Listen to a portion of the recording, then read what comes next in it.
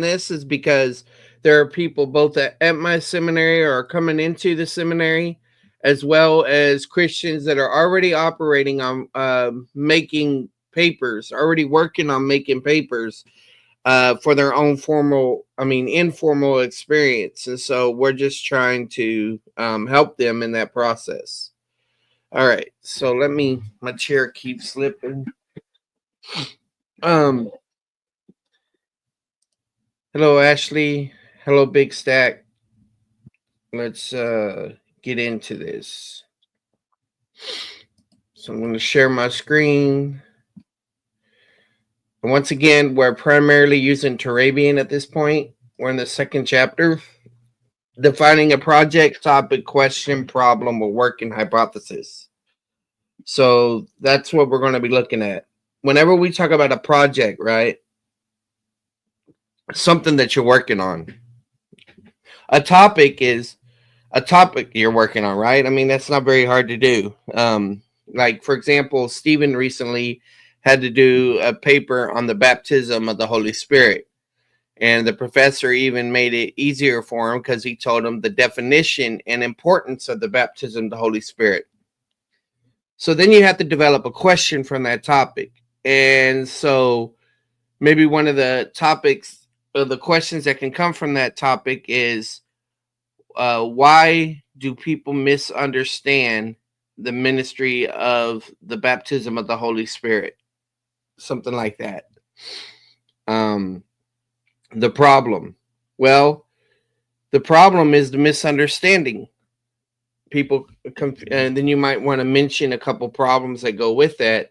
And a working hypothesis, you might say, well, free grace, dispensational cessationism is the view that best supports the understanding of the baptism of the Holy Spirit. And so the reason that a person does not understand the baptism ministry of the Holy Spirit correctly is because they're off on those doctrinal areas or something like that. All right.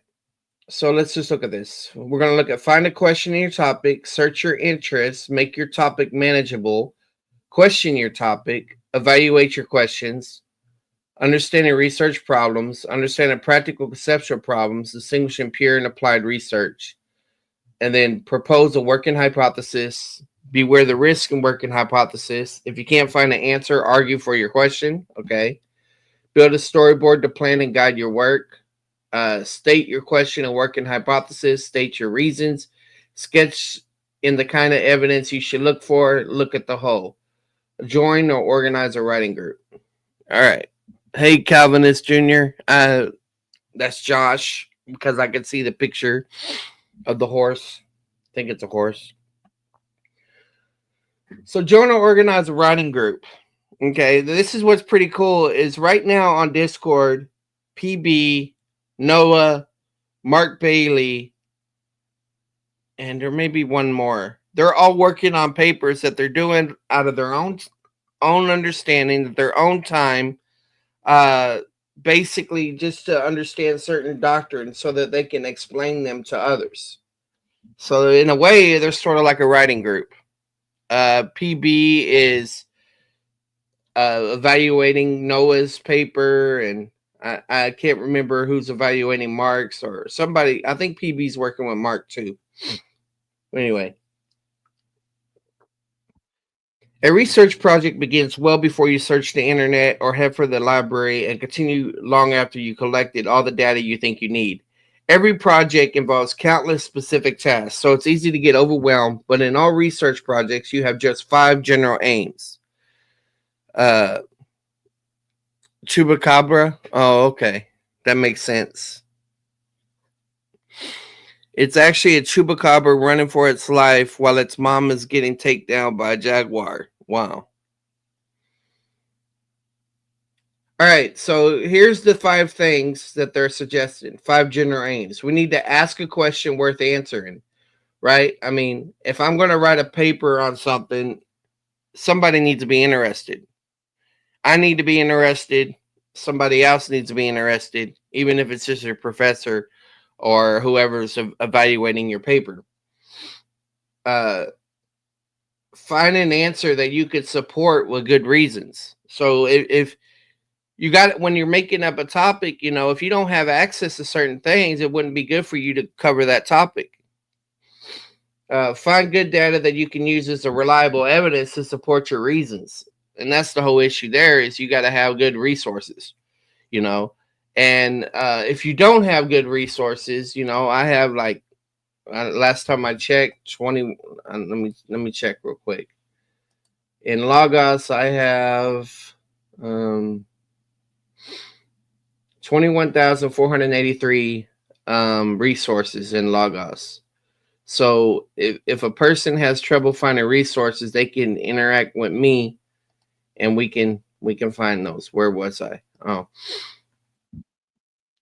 Draft an argument that makes good case for your answer. Okay. Revise the draft until readers will think you met your first four goals.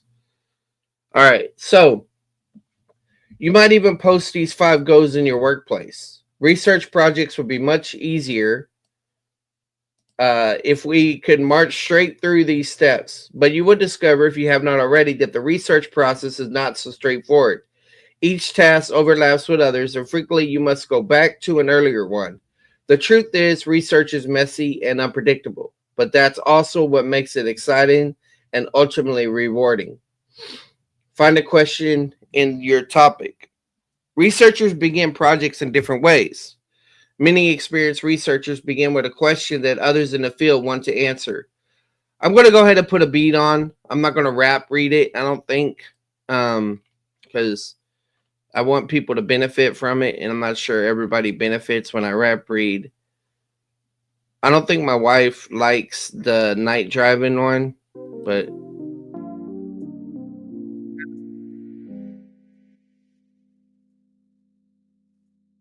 it's better than the ducks. Let's put it that way.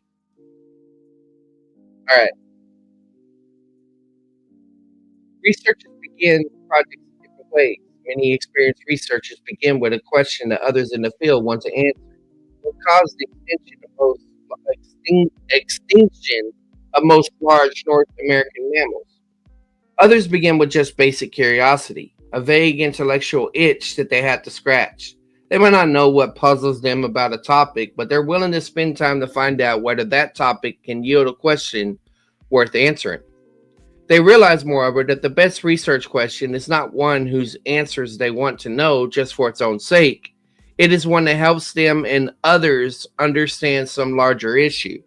So, right there, if you believe that the Bible is true and it's God's word and that it makes a change in people's lives, it's important for people to know that truth. And so, therefore, you should want to communicate it. I remember when I first took public speaking or speech, they basically said the first thing is that if you have a desire to communicate your message, you're already ahead of the game. Because the moment that you recognize that what you have to say is more important than any of your insecurities or any of your fears or anything like that, you're going to become clear. You're going to improve in your communication, and it's going to focus you.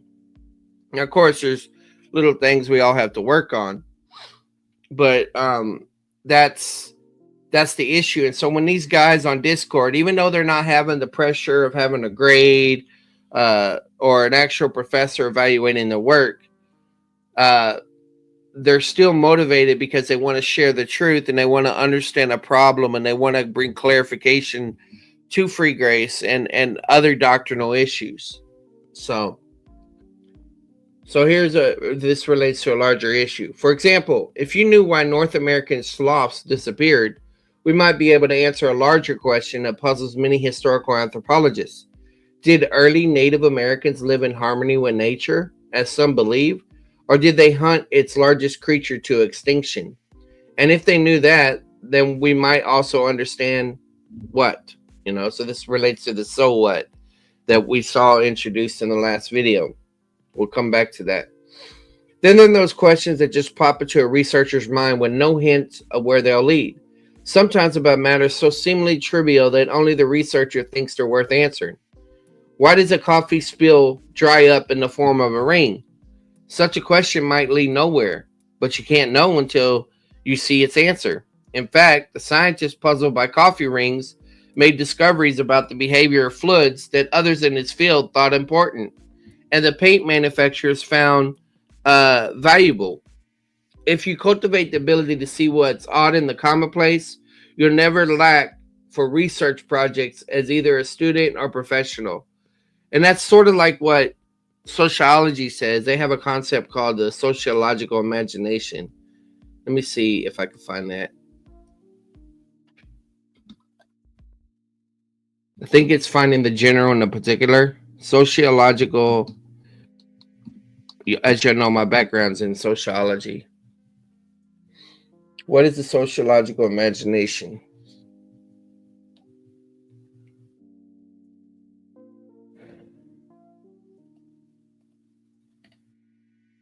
To put it simply, sociological imagination is an ability to connect personal experience with larger social structures, allowing us to link personal challenges to broader social issues. However, a simple definition doesn't fully capture the scope of this modestly complex idea. What kind of personal challenges, social issues? How do they connect? Exploring a brief summary of sociological imagination can help introduce the concept more meaningfully and reveal the type of insight offered by sociology. It's also an important step in understanding how sociological imagination benefits the personal and professional lives of those who develop this imaginative skill. The father of sociological imagination, sociologist C. Wright Mills, founded this field of thinking in the mid 20th century. He famously said, "Neither the life of an individual nor the history of a society can be understood without understanding both." Just the same, it's important to put Mills' theories into context. Mills' contemporaries often focus on understanding large social systems, structural functionalism, rather than individual issues. However, Mills argued that thinking of society as just a series of systems was incomplete, as it ignored the role of the individual. He believed that finding a balance between systems and the individuals within them was essential to understanding their dynamic relationship, as well as the social structures that arise from conflicts between different groups. This perspective enables sociologists to do more. Like, come on, I don't want that right now. To do more than just observe. It allows them to expose social injustice and inspire change. So finding social problems and coming up with solutions. The concept is crucial because without sociological imagination, our logic and common sense are limited by personal experiences. Sociological imagination provides a broader framework for understanding how personal experiences connect with larger social structures. It requires us to step away from the familiar reality of our circumstances and view social issues in a broader context, helping us to see the context which shapes our individual decision making. Trouble versus issues. As part of explaining his conception of sociological imagination, Mills made an important distinction between personal troubles and public social issues. In our personal lives, we make decisions that impact our family, friends, co-workers, and other communities where we're involved. Personal troubles involve an individual's private problems in relation to others. Like, remember as a little kid? Sounds like a personal problem, right? By contrast, public social issues are forces that which are outside the personal control of the individual. For living in an environment where there is pervasive poverty, racism, sexism, etc.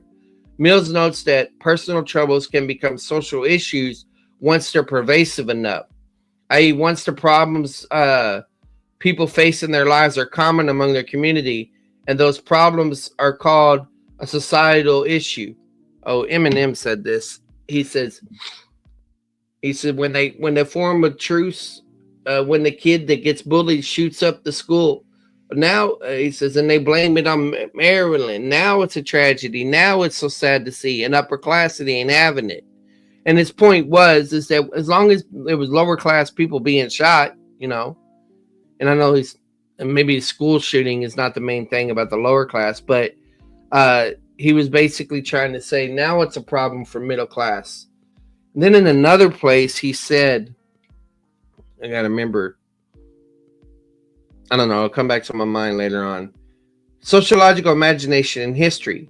Mills also emphasized that studying history is essential for sociological imagination.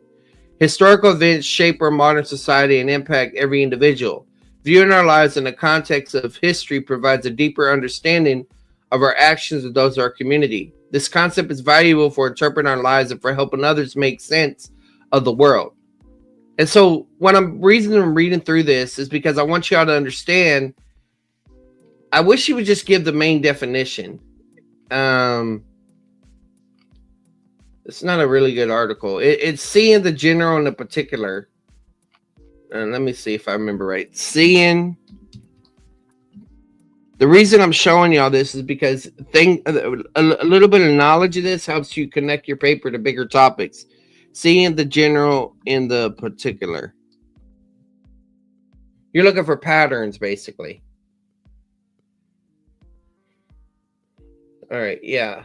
So right here, seeing the general and the particular refers to the core concept of sociological imagination, which means the ability to understand individual experiences and behaviors as part of a larger social pattern and trends, essentially looking at specific situations to identify broader societal influences at play. And I also wanted to see how personal issues are connected to wider social structures. Okay? You're talking about Peter Berger there too. He was Catholic, if I remember right. All right, so let's get back to here. Just keep that in mind that if you're not just seeing things as individual things, but you're looking for patterns, then you'll be able to connect it to bigger questions. You'll be able to see the web, if you will. So here we go. Search your. Let's see, did I already get here? Cultivate the ability to see what's out in the commonplace. You'll never lack for research projects as either a student or a professional. If you already have a focused topic, you might skip to there and begin asking questions about it. If you already have some questions, skip to here to test them using the criteria listed there. Otherwise, there's a plan. Here's a plan to help you search for a topic. All right, so this is pretending like you don't even have a topic. Search your interests. Beginning researchers often find it hard to pick a topic or believe they lack the expertise to research a topic they have. But a research topic is an interest stated specifically enough for you to imagine becoming a local expert on it. Okay, listen to that. It's got to be specific enough for you to imagine you're becoming a local expert on it, a YouTube guru, if you will. That doesn't mean you already know a lot about it or that you'll know more about it than others, including the teacher or advisor. You just want to know more about it than you do now. So that's your goal. And that's actually one of my goals whenever I go into a debate. I want to know more about the passage. I want to know more about my opponent's previous debates. I want to know the counter arguments, all of those things like that. If you could work on any topic, we offer only a cliche. Start with what interests you. Yeah, I mention this to people all the time. Once you start writing about something you love, then you could connect it to something else. Okay? Ask these questions. What special interests do you have? Chess, old comic books, scouting? The less common, the better. Choose one and investigate something about it that you don't know. Okay? Where would you like to travel? Find out all you can about your destination. What particular aspect surprises you or makes you want to learn more? Can you find an online discussion list or social media page focused on issues that interest you? Visit a museum or a virtual museum on the internet with exhibitions that appeal to you. Watch what catches your interest that you would like to know more about. Have you taken position on issues in your field or in debates with others, but found that you couldn't back up your views? Yeah. With good reason and evidence, or they needed to be strengthened? What issues in your field do people outside your field misunderstand? What topic is your instructor or advisor working on? Would she like you to explore part of it? Don't be too shy to ask. Does your library have rich resources in some field? Ask your instructor or librarian. What intrigues you in your reading? What connection do you see among different things you're reading? What other courses will you take in your field or out of it? Find a textbook and skim it for study questions. If you have a job in mind, what kind of writing might help you get it? Employers often ask for samples of the applicant's work. And see, this is the beautiful thing about writing as a Christian. You always got a passage, that a primary passage that you could pull from. You got key doctrines that you could pull from, topics. You got ministry, pastoral, missionary issues, how all that applies in practical life. So there, you always can have something like that. Once you have a list of possible topics, choose one or two that interest you most and explore their research potential. Sometimes beginning researchers choose a topic because they already know what they want to say about it. Yeah, I do that sometimes, honestly. Even before they've done any research. It depends. It depends if I've studied. Prior research is still research. That's a mistake. The best topic provoke good questions. The worst come with ready-made answers. Yeah. To gauge a topic's potential, do these things. You see, that's the danger about debates. Is if you already know what you're going to say, then you'll bend the information to support that. In the library, look up your topic in a general guide, such as a CQ Researcher, and skim the subheadings. In an online database, nowadays this thing would probably say check Chat GPT. In an online database such as Academic Search Premier, you can explore your topics through subject terms. If you have a narrow focus, okay, let's just do that real quick. Let's just type in, how can I find a topic to write about?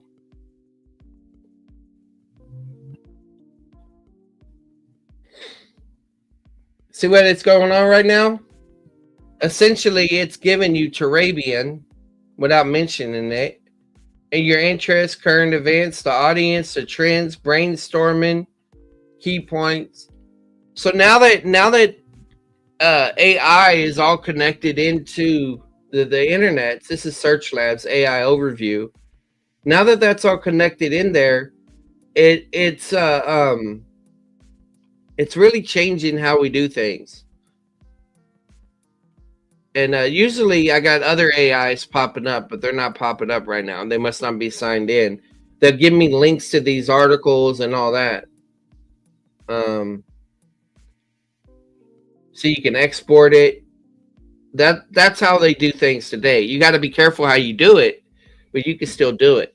And it's faster than having to read all of these other things. And because you're doing it that way, you can narrow down what you want to actually get into. All right. If you have a narrow focus, you can do the same with specialized guides such as Women's Studies International. As most libraries today, such guides are found online. On the internet, Google your topic. Okay, y'all trying to get ahead of me, huh? But don't surf indiscriminately. Right. Look first for websites that are roughly like the sources you will find in the library, such as the online encyclopedia. Read the entries on your general topic and then study the list of references for a closer look. Few experienced researchers trust Wikipedia as a reliable source of cite evidence, but most would use the site to find ideas of more specific resources. Yeah, and the thing is that people say, you're using Wikipedia. Well, you got to use Wikipedia right. So let's say I'm studying the Black Hebrew Israelites.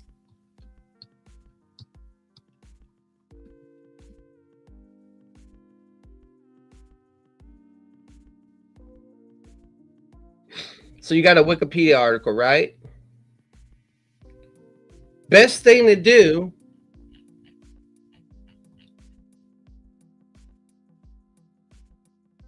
is go all the way down to the bottom and look at these. And you can take all of this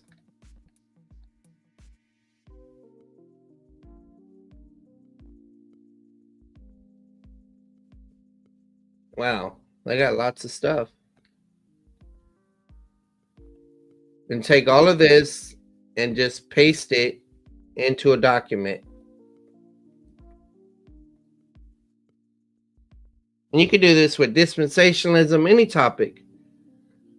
And look, it's hyperlinked, so you're able to go there and investigate each one of these. So you're not reading Wikipedia, you're reading the scholarship that's tied to it. And you could say, okay, what's the most one thing I sometimes do is I'll look for the most recent, because I'm thinking, all right, if something has longevity and has a great impact in a particular understanding, it's going to repeat prior articles. So we got 20. So let's just type in Control F 2024. Nothing 2024. So drop it down to 2023. Boom. A case for mistaken identity, Black Jews and the Hebrew Israelites. Okay. So there's one for 2023. I'm not doing all of these, but I'm just showing y'all. So this is footnote 31. So then you could go back and look at footnote 31. And then this is where we have Shais Rishon, a Black Orthodox Jewish writer and activist, stated that the mainstream normative Black Jewish community is distinct from the Black Hebrew Israelite movement, and the Black Hebrew Israelites do not share the same identity, community, or issues as Black Jews. Rishon objects to the erasure of Black Jews, saying that Black Hebrew Israelites are not a denomination of Judaism, and that the two communities are commonly confused or conflated. And then boom, we can go right back to 31. We click on it, and it's going to take us to that particular article. And then you look and you see, all right, how deep is this thing? You look at, all right, are they sorting? Are they given additional information or sources? What's going on here? And you're like, okay, this could be helpful. And then work that way. That's the proper way to use Wikipedia. Go after their sources.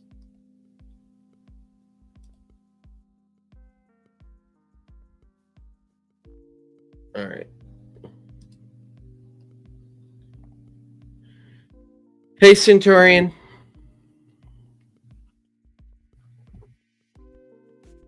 But most would use the site to find ideas and more specific sources. Yep. Finally, think ahead. You may be in for a long relationship with your topic, so be sure it interests you enough to get you through the inevitable rocky stretches. Okay. Make your topic manageable. And that's the thing is, I recommend, okay, you got your topic, maybe you come up with your question, and you basically want to, even if you're not even going to put this in your paper, you need to limit your scope. You need to basically say, this is what I'm going to do in this paper, and this is what I'm not going to do. Based on this time limit that I have, if you have a time limit, I'm going to look at these particular sources, these particular things, and go from there. I'm not going to look at everything. You just can't. Okay. And then you can always say, in future studies, I will examine this. It's sort of like what people call research proposal, but it don't have to be as formal as that. Make your topic manageable. If you pick a topic that sounds like an encyclopedia entry, bridges, birds, masks, you'll find so many sources that you could spend a lifetime reading them. Okay, so since we're talking about this, in Logos, there's a free resource you can get.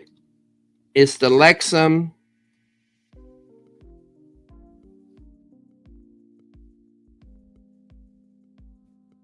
Bible Dictionary. Oh, they get a concise one now. I didn't even know about that one.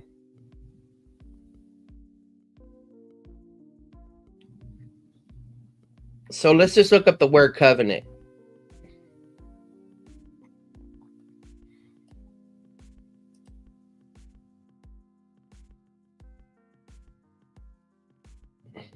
So remember, this is free.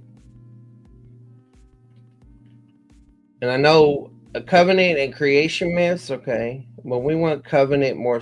Oh, covenant to creation myths. This is by Scott Hahn. He's Catholic. not the whole dictionary, but this particular article. But you look at, okay, how it's defined. It gives you the Hebrew and the Greek. You got the covenant is defined. Covenant and contract distinguish. Covenant and oath, blessing and curse. Covenant and family relation, obligations, consecrations. Covenant types, kinship, treaty, and grant. Secular covenants in the ancient Near East and sacred scripture. Divine covenants in economy of salvation history. So then these are subcategories of that. Divine covenants in Genesis, Adam, Noah, Abraham. Mosaic covenant, Davidic covenant, New covenant. English translations of the term for covenant. And then you got a bibliography. So one way to narrow your topic, let's say, okay, you want to talk about covenants, but one of these ideas interests you more than anything. You know, if you're in let's say a Bible class, like let's say Kingdom and Covenants, you may want to focus on this right here, the divine covenants going throughout these, you know, because this is just biblical stuff. And if you were interested in, say, the different types, you would be writing not just about covenants, but you would be writing about the different types of covenants. So you would make a general definition of a covenant and then say there are 3 types of covenants and then talk about those. So you see the dictionaries, they cover a broad range, but you can look at one of them and you can narrow your topic even more.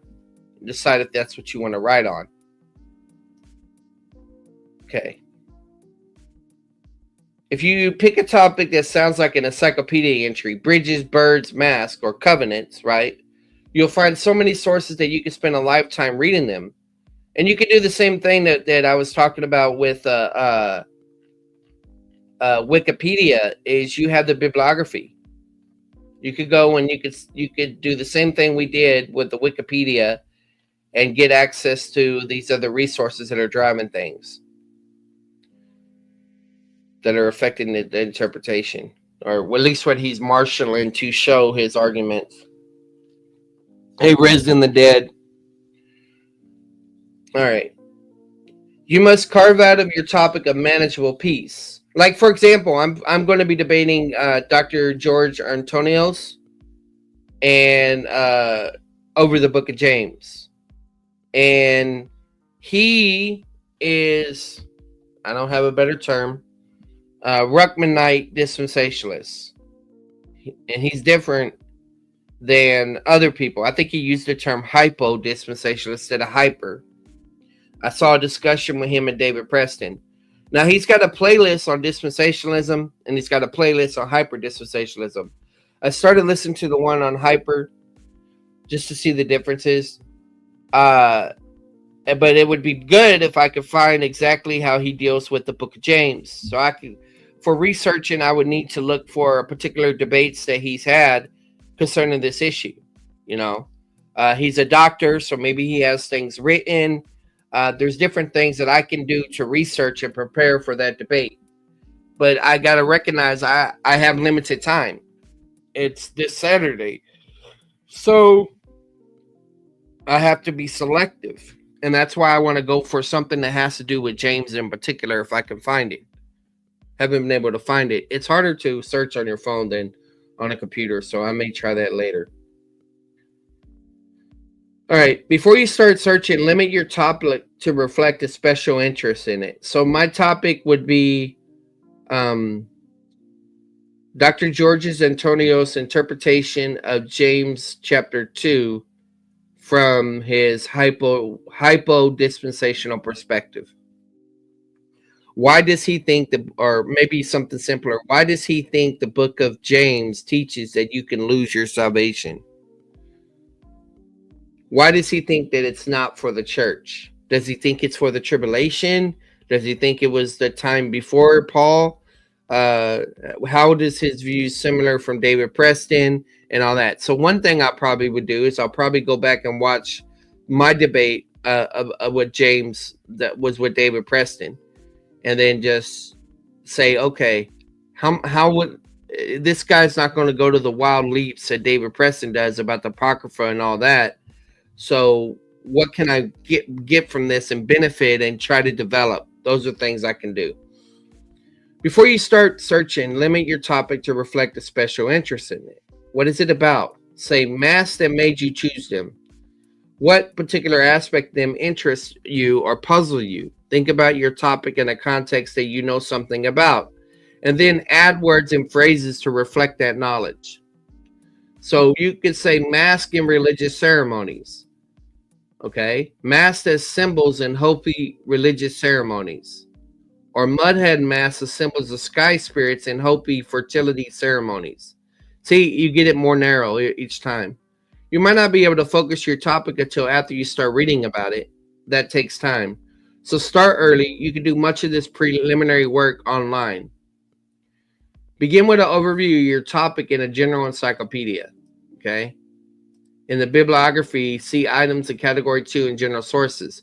Then read about it in a specialized one and see items in category 2 of your field. We'll look at that stuff later on.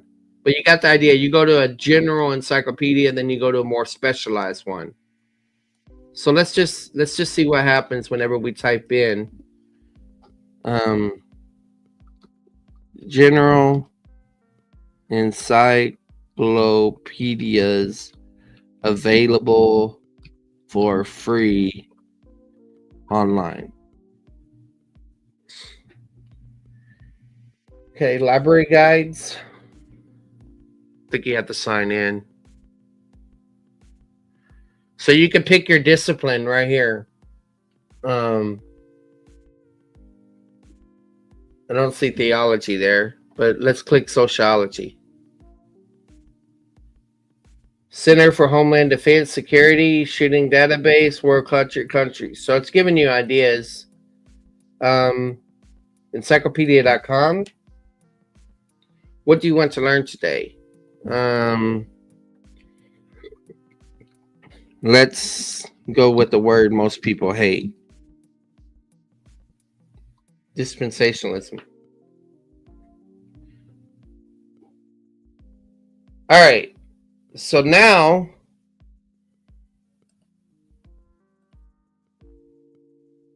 it says sponsored, so that's an ad. That's an ad. That's an ad. Finally, we get down here.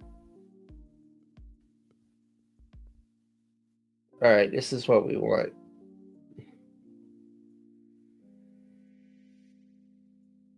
Okay, got a definition. This is in general, right? This is general information that's available about dispensationalism.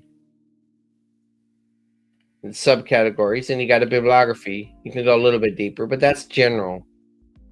So if we said encyclopedia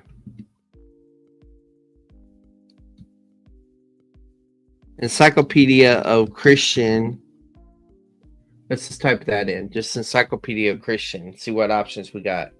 You got the Encyclopedia of Christianity, okay? So that's one that's already out there. So let's just take a look at this. Encyclopedia of Christianity.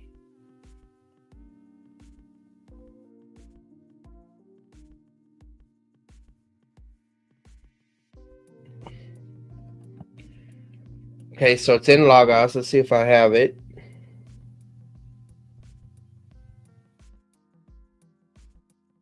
Okay, I got it. Encyclopedia of Ancient Christianity.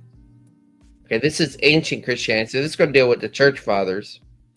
That's a little bit, it's going to be limited in scope in certain areas, but let's just look at this for a demonstration. So now we're not just having a general encyclopedia, we're getting something more specific.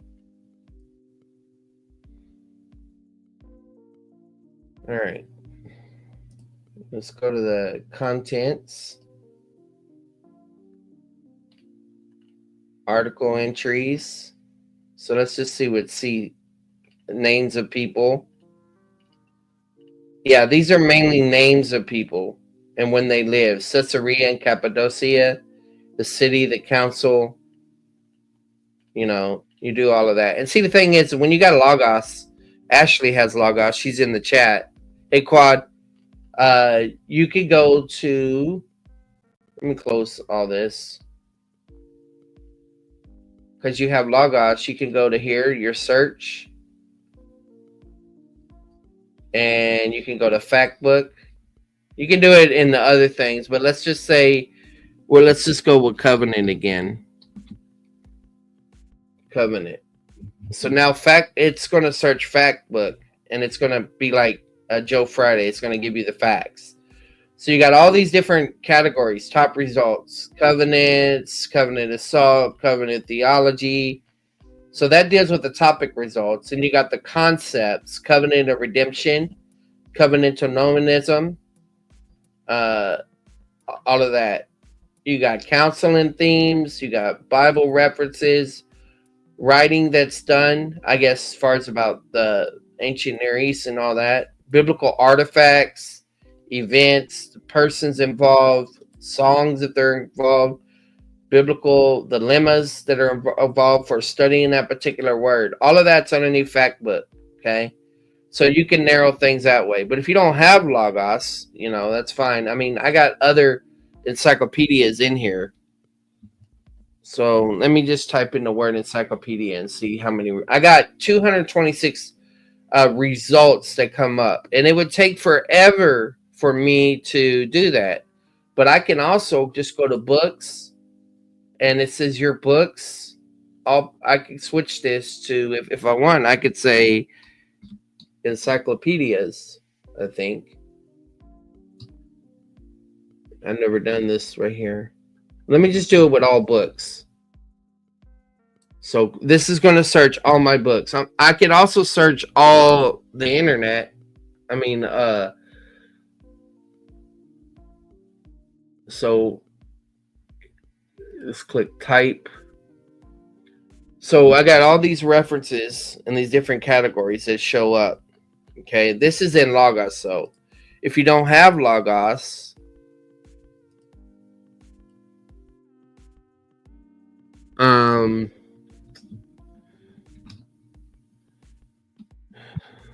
I haven't signed in ChatGPT in a while, so let's see.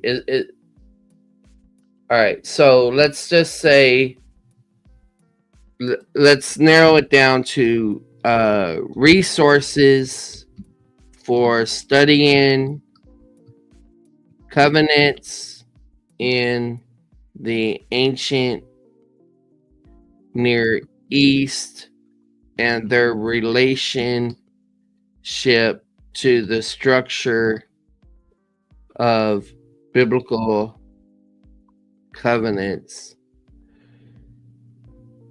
And I could say contrast the Abrahamic covenant with the Mosaic covenant in type and structure.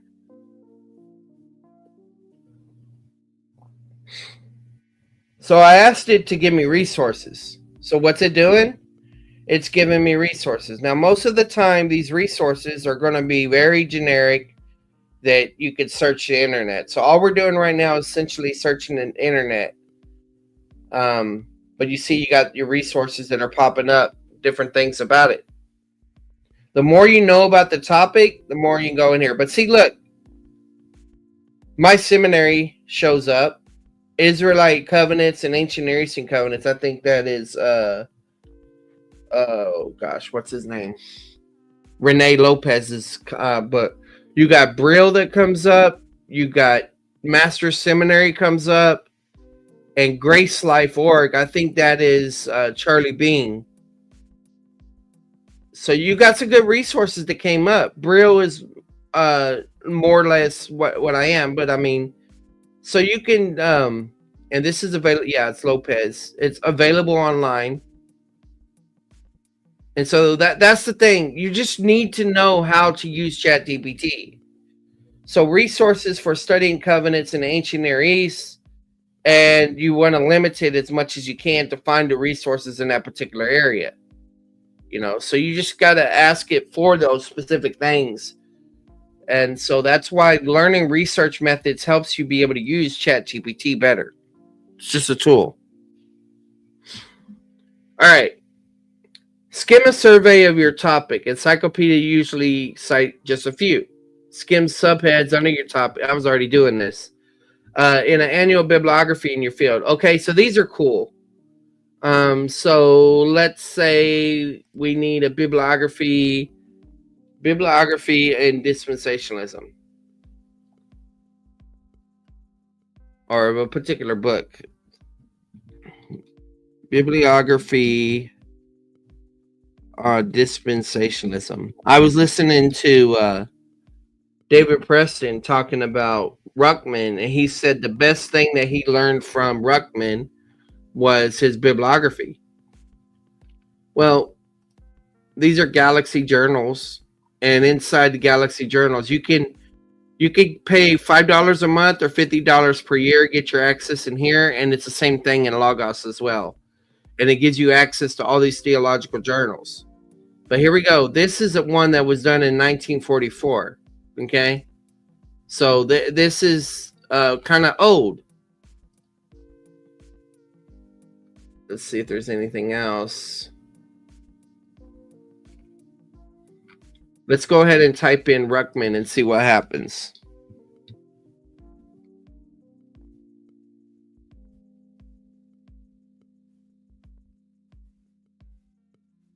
So look what the AI is telling me. If you're looking for a bibliography on dispensationalists specifically from a perspective of Peter Ruckman, you should primarily focus on his published works. See, it's even telling me how to research it better, particularly those that directly address the topic of dispensationalism, such as how to teach dispensational truth, hyper-dispensationalism, and his annotated Bible, the Ruckman Reference Bible. Includes, I didn't know he had a Bible. Okay. See, I don't know where the bibliography is, but maybe he's giving me some of these resources. Some of these I got in Kindle whenever I debated David Preston. I was reading, but see, I don't know where it is. Maybe some other people know, but this could give me some sources to search that down. All right, back to here. Hey, Walter Moderidge. Can you find a new topic? All right. Let's see. Search the internet for the topic, but evaluate the reliability of what you find. Yeah, it's going to tell you how to evaluate sources. Especially useful for topics that spark debate. Fisher claims that Halloween masks reveal children's archetypical fears, but do they? Even if you can't solve the debate, you can learn just how such debates are conducted. Yeah, I mean, we do this all the time. When we click on a debate or a thing about Billy Carson or whatever, we're doing the exact same thing here. Question your topic. Once they have a focused topic, many new researchers start plowing through all the sources they can find, taking notes on everything they read. They then dump it all into a report with little sense of purpose or direction. Yeah, this is why I tell people to do as much as you can without even looking at sources.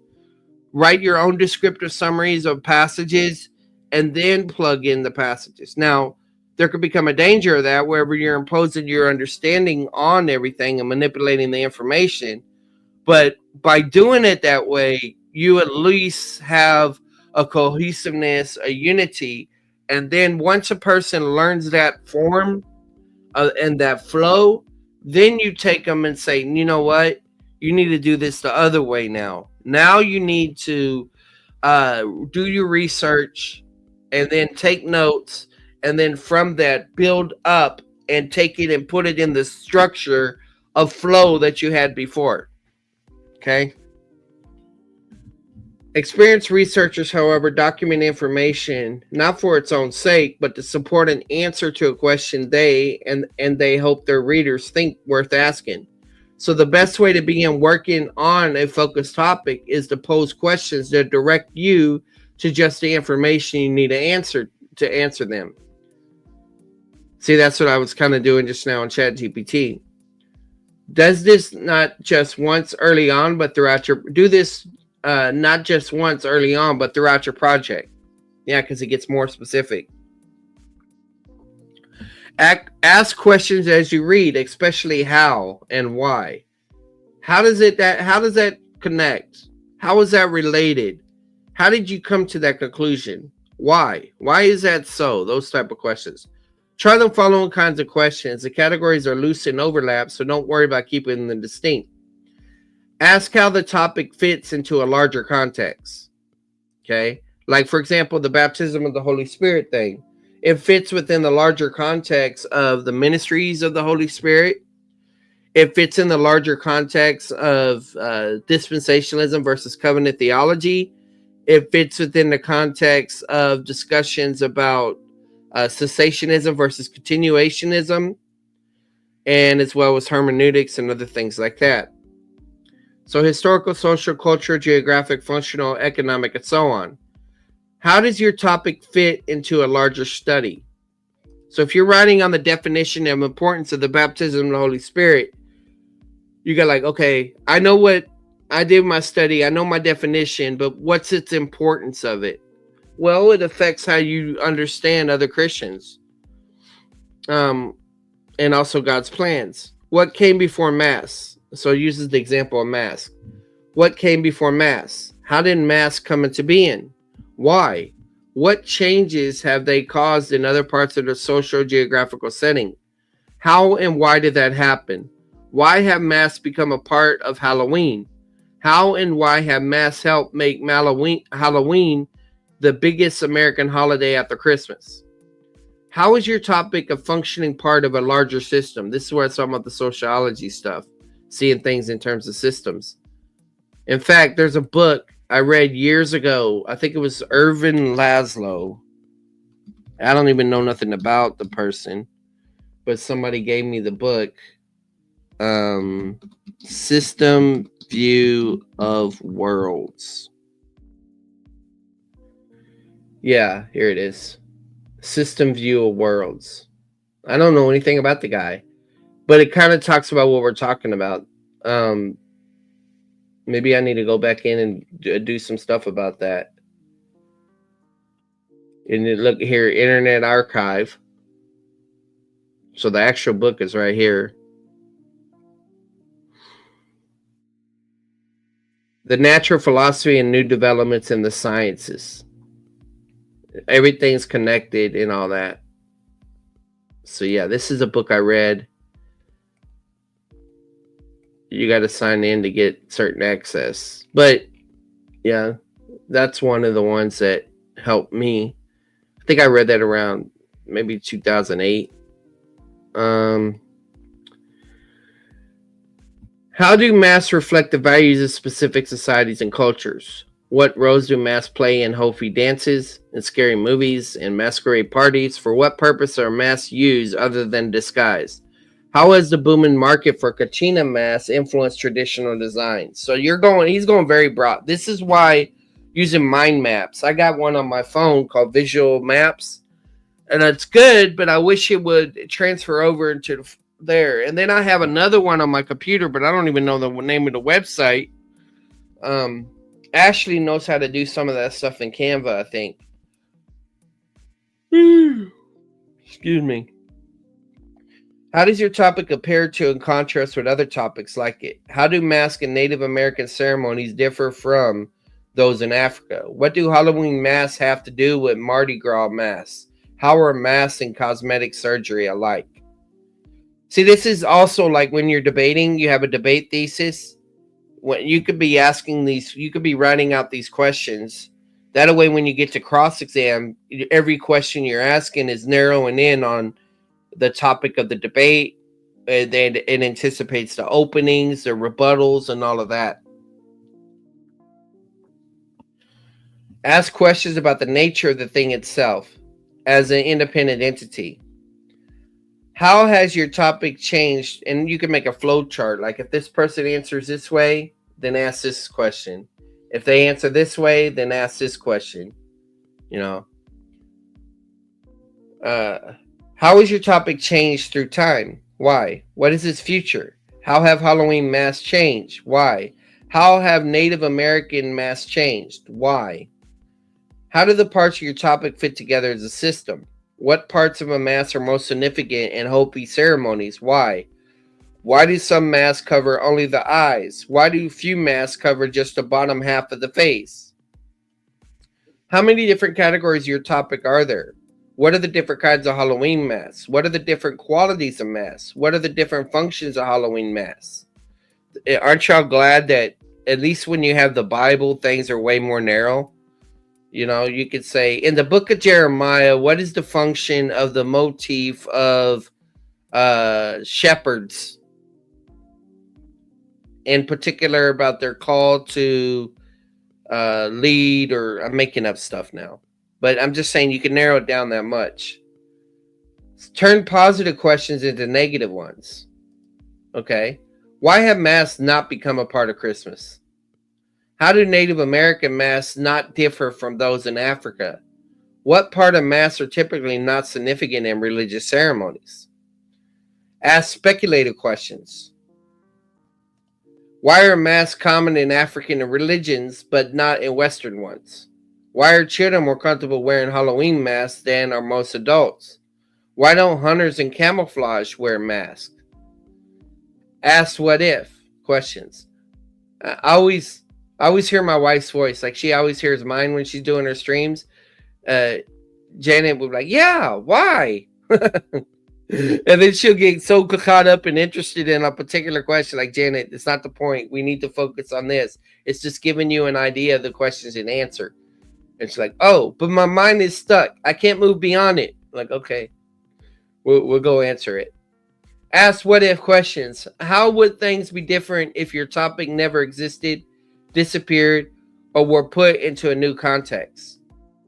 What if no one ever wore masks except for safety reasons? What if everyone wore masks in public?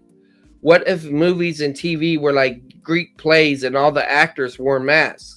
What if it were customary to wear masks on blind dates, in marriage ceremonies, at funerals? Ask questions that reflect disagreements with the source. If a source makes a claim you think is only weakly supported or even wrong, make this disagreement a question. Martinez claims that carnival masks uniquely allow weavers to escape social norms. But I think religious masks also allow wearers to escape from the material realm to the spiritual. Is there a larger pattern of all masks creating a sense of alternative forms of social or spiritual life? Ask questions that build on agreement. If a source offers a claim you think is persuasive, ask questions that extend its reach. Elias shows that masked balls become popular in 18th century London in response to anxiety about social mobility. Is the same anxiety responsible for similar developments in other European capitals? You can also ask a question that supports the same claim with additional evidence. Elias supports his claim about masked balls entirely with published sources. Is it also supported by evidence from unpublished sources such as letters and diaries? Okay. Ask questions analogous to those that others have asked about similar topics. Smith analyzed the Battle of Gettysburg from an economic point of view. What would an economic analysis of the Battle of the Alamo turn up? Look for questions that other researchers pose but don't answer. That's a good one. Many journal articles end with a paragraph or two about open questions, right? Ideas for more research, and so on. You might not be able to do all the research they suggest, but you might carve out a piece of it. That's what I was talking about earlier about scope, and then saying further intentions for further study. Find a professional discussion forum on your topic, then lurk. All right, so like, let's say that, let's see. Here we go. Here you go, William Aldridge. Is there verbal force in the substantival participle? Let's narrow it down to John 3:16.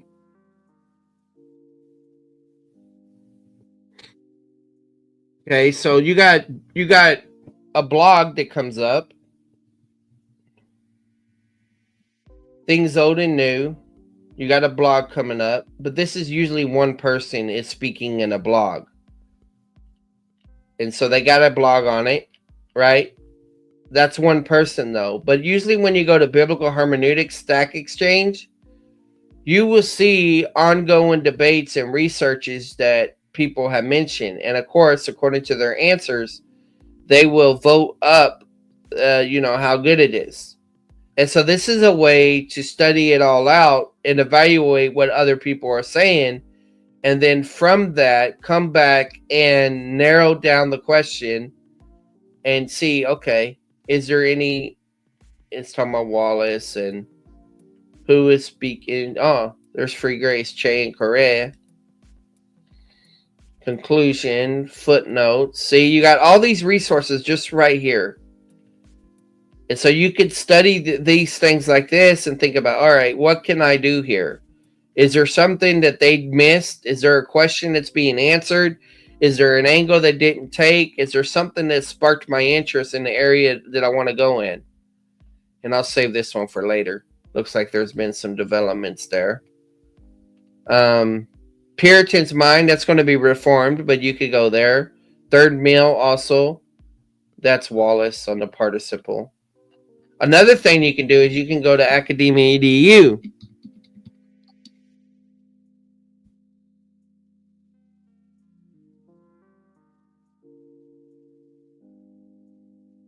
And let's just say you type in Greek substantival participle.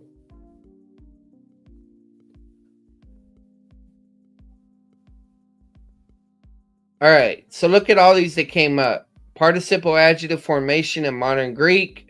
And see, you can narrow it like to the past year, to past 5 years. So you could, to the most recent stuff.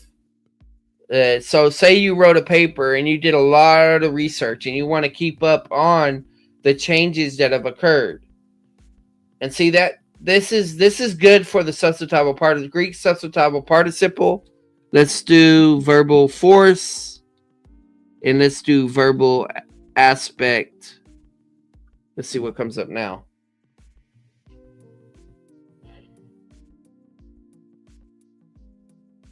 Okay, you got a handout about verbal aspect. So not all this is papers, but you can narrow down. See journal articles, books, and so on. Remoteness, proximity, and there's my paper right there. Presence or absence of verbal aspect in the substantival participle. I would actually change the title. I don't like that I use the term verbal aspect. I probably would have used the term pragmatic verbal force or something like that. But yeah, and so let's say I wrote this. What year was that? 2022. Let's say I want to narrow it down to the past year. Oh, I got to upgrade. Well, I'm not going to upgrade. So past 5 years, it won't. So oh, wait a minute, hold on. There may be a way around this. Sort by recency. You better not tell me I got to upgrade. So you have to do your work yourself. So it tells you 2002, right? 2002. Where'd my paper go?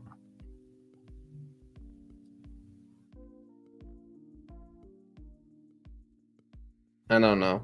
But you could play around with that. There's a couple others that you could do that with. That's one way.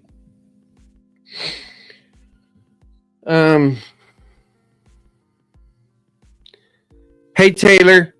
Well, that will give you the meaning you're looking for.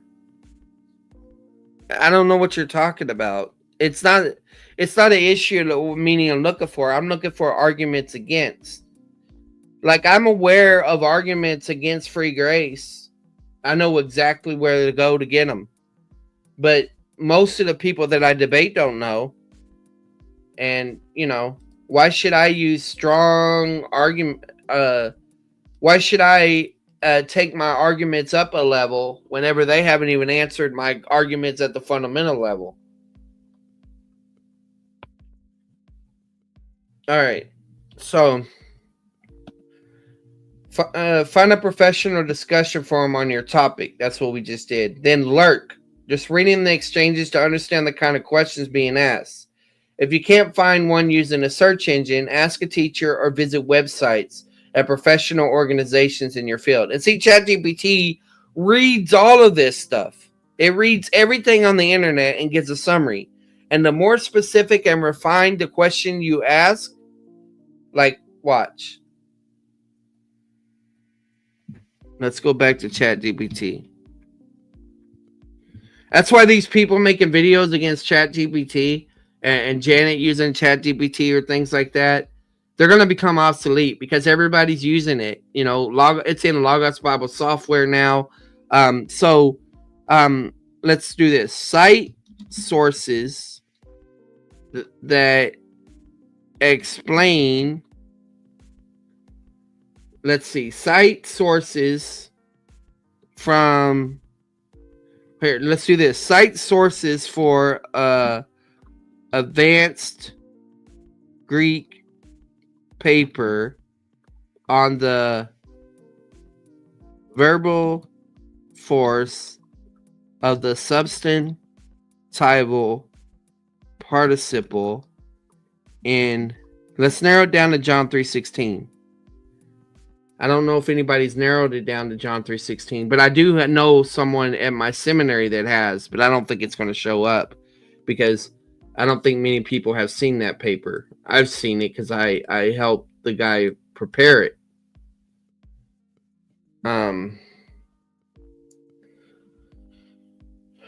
Okay. So you got a statement about the gnomic aspect of the participle, continuous action, verbal force, and aspect. So it took us to the hermeneutic stack exchange, Bible.org, Wallace and the present gnomic biblical Greek forum, and Bentley, the one who believes. So it gives me 4 sources. So let me do this. Let's say I say cite 20 sources. Let's put a number on it. Cite 20 sources.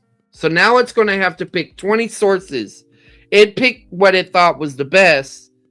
Now watch what happens.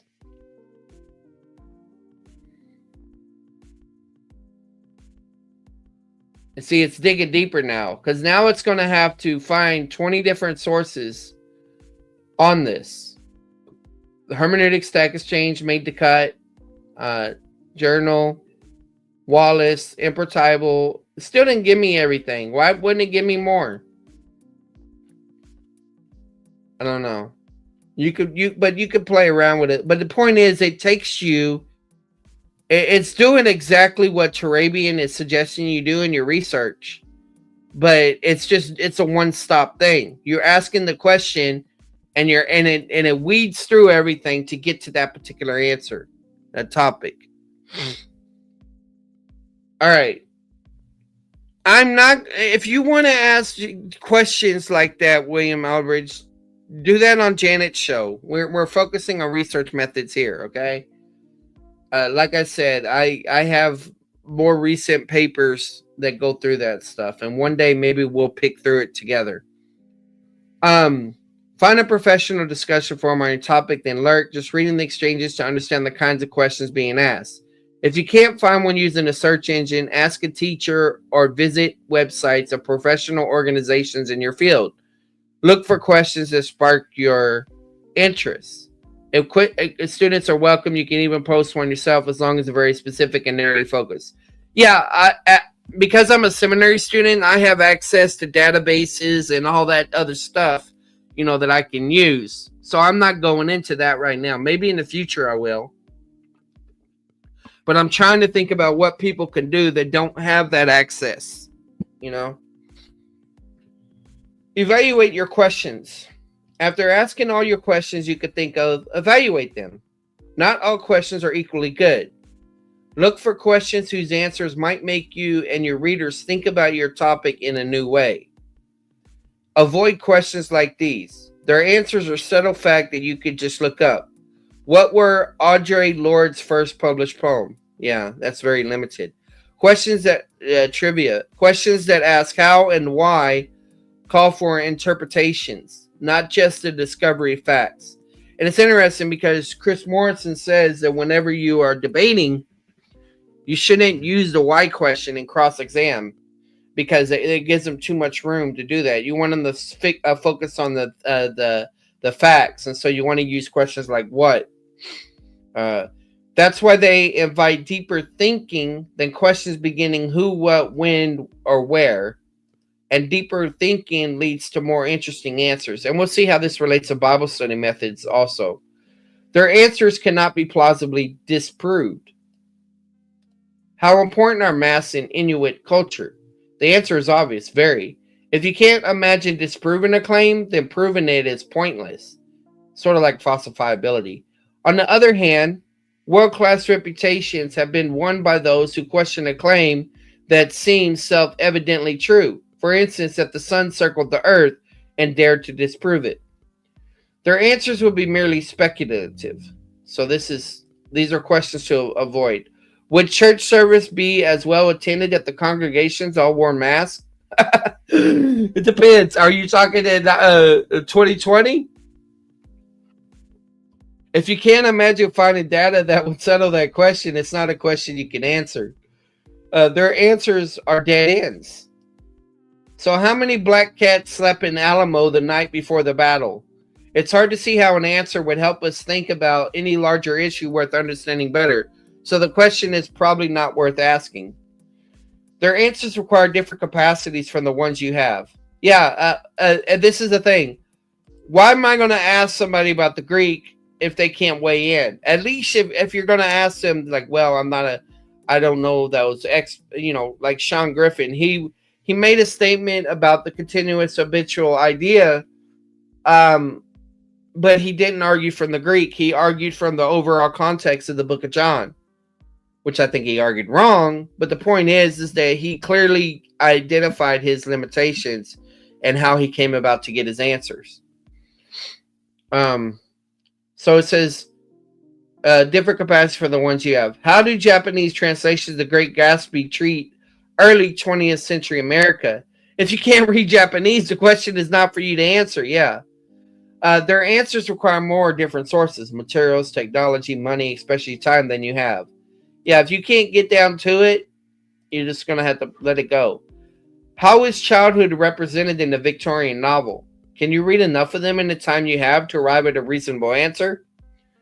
Don't reject a question because you think someone must have already asked it. Yeah, they may come to different conclusions.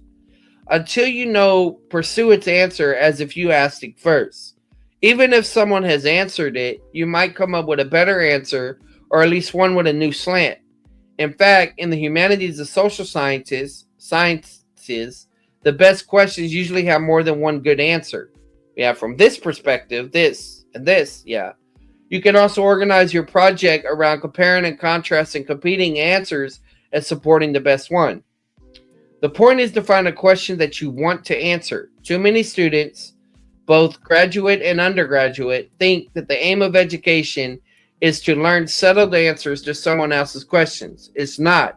It's to find your own answers to your own questions. To do that, you must learn to wonder about things, to let them puzzle you, particularly things that seem commonplace. Yeah, it's like Kingdom of Context's audience. They think, oh, you go to seminary and all this information is dumped in your head and that's why you believe what you believe. No, that is not what seminary is. It's not a place of indoctrination, okay? Understanding research problems. In chapter 1, we gave you a formula that expresses how experienced researchers think about their work. Topic, I am working on X. Stories about the Battle of Alamo. Question, because I want to find out why its story became a national legend. Significance, so that I can help others understand Z. How such regional myths have shaped American character. So I'm working on X because I want to find out why, so that I can help others understand Z. That's the pattern. When you state the significance from the point of view of your readers, you have more than a question. You have a posed research problem that they recognize needs a solution. Among researchers, the term problem has a special meaning and sometimes confuses beginners. In our everyday world, a problem is something we try to avoid. But in academic research, a problem is something we seek out, even invent. Indeed, without a problem to work on, a researcher is out of work. That's a lot of YouTubers also. Experienced researchers often talk about their problems in shorthand. When asked what they're working on, they often answer that what sounds like a general topic: adult measles, mating calls, of Wyoming elk. As a result, beginners may think they're having a topic to read about is the same thing as having a problem to solve. But without a specific question to answer and a reason to find the answer significant, researchers have no way of knowing when they have had enough. So they can be tempted to throw in everything just to be safe. To avoid the judgment that your paper is just a data dump, you need a problem. And see, this is true about my debate presentations. You know, I need to use the sermonic stinginess, and all that. You need a problem, one that focuses on finding just those data that will help you solve it. To find one, you need how your problems work. You know, when I hear this, if there's a problem, I'll solve it. Check out the hook while my DJ revolves it. That's one that comes to my mind. Vanilla Ice. And then I think is a Dr. Jerry Ice Cube on Natural Born Killers. He said, "I got the problem solver, the something revolver or whatever." But that's what comes to my mind. And I got 99 problems, and Jay-Z ain't one of them. Anyway, understanding practical conceptual problems. There are two kinds of research problems: practical and conceptual. Okay, each of them has a two-part structure: a situation or condition, and undesirable costs or consequences caused by the condition. Your research question is about your problem's condition. Its significance follows from your problem's costs or consequence. What differentiates practical and conceptual problems is the nature of those conditions and consequences. The condition of practical problem can be any state of affairs in the world that troubles you, or better, your readers: a traffic jam, foreign competition, a disease we can't effectively treat. The cost of a practical problem is always some tangible effect we don't like: inconvenience, expense, pain, even death. Practical problems are often a matter of perspective. If my company's products are outselling yours, that's a problem for you, but not for me. The condition of a conceptual problem is always some version of not knowing or understanding something. A conceptual problem does not have a tangible cost, but a consequence. This consequence in particular is kind of ignorance, a lack of understanding that keeps us from understanding something else that is even more significant. Put another way, because we haven't answered one question, we can't answer another that is more important. In short, practical problems concern what we should do. Conceptual problems concern what we should think. Practical problems are most common in the professional world. Conceptual problems are most common in academy. I think that's what it is. All right, so let me stop there, and we'll pick up from here. I'm fixing to go live again, except this is going to be on Bible study methods. So I'll see y'all in a bit. And that's going to be on the series. If you haven't checked it out, it's going to be on how to study the Bible as a seminary student, I think. God bless, guys.